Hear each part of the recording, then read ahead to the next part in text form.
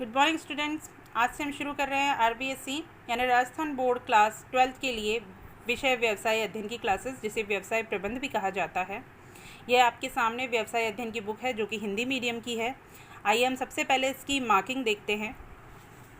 यहाँ आपको total 14 chapter दिखेंगे, जबकि एक्चुअल में यहाँ पर 15th चैप्टर है, जिसका 15th चैप्टर का नाम है जीएसटी, माल एवं सेवा कर। मैं सबसे पहले आपको इस मार्किंग बता देती हूँ।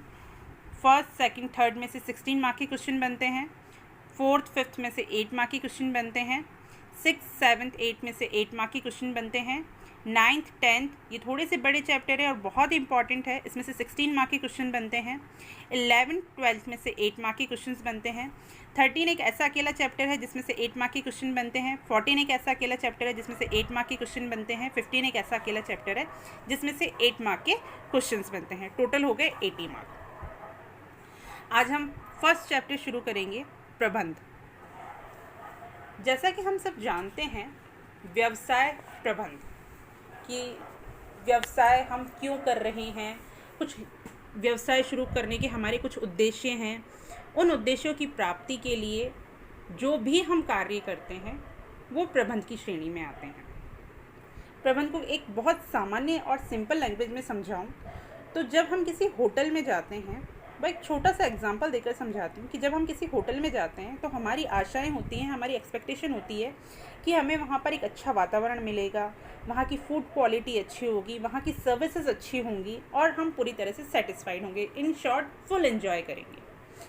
यदि हम सेटिस्फाइड होते हैं, हमारे मन के अकॉर्डिंग, हमारे एक्सपेक्टेशन के अकॉर्डिंग सब मिलता है, तो हम बाहर आके कहते हैं वाओ, नाइस मैनेजमेंट, बहुत अच्छा प्रबंध था यहाँ का, बहुत अच्छा मैनेजमेंट रहा और नेक्स्ट टाइम भी हम यहीं आना पसंद करेंगे।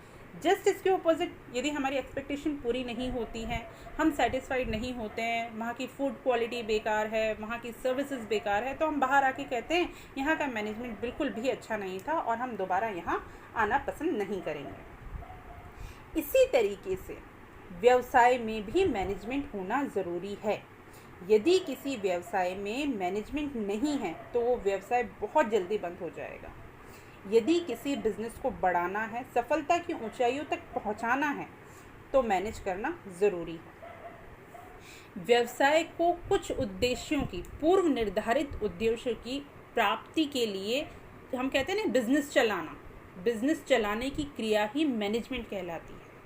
उसके जो तौर तरीका है वही प्रबंध कहलाता है कि व्यवसाय चलाने के लिए, व्यवसाय शुरू करने के लिए कुछ उद्देश्य होते हैं, पूर्व निर्धारित जिन्हें पहले से ही तय किया गया है।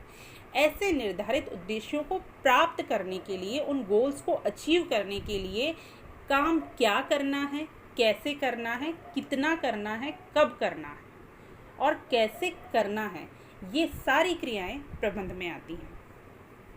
यहाँ पर प्रबंध की कुछ परिभाषाएं दी गई हैं, काफ़ी सारी परिभाषाएं दी हैं, काफ़ी सारे प्रोफेसर ने अपने अपने अकॉर्डिंग परिभाषाएं दी है। लेकिन जब एग्ज़ाम में आपसे पूछा जाता है प्रबंध को परिभाषित कीजिए, तो आप इसमें से 2 या 3 प्रोफेसर्स की परिभाषाएं याद करेंगे, लिखेंगे और लास्ट में उसका निष्कर्ष लिखेंगे। जैसे पहले है मैरी पार्कर फॉलिट, ये कहते हैं कि प्रबंध दूसरों से कार्य करवाने की कला है।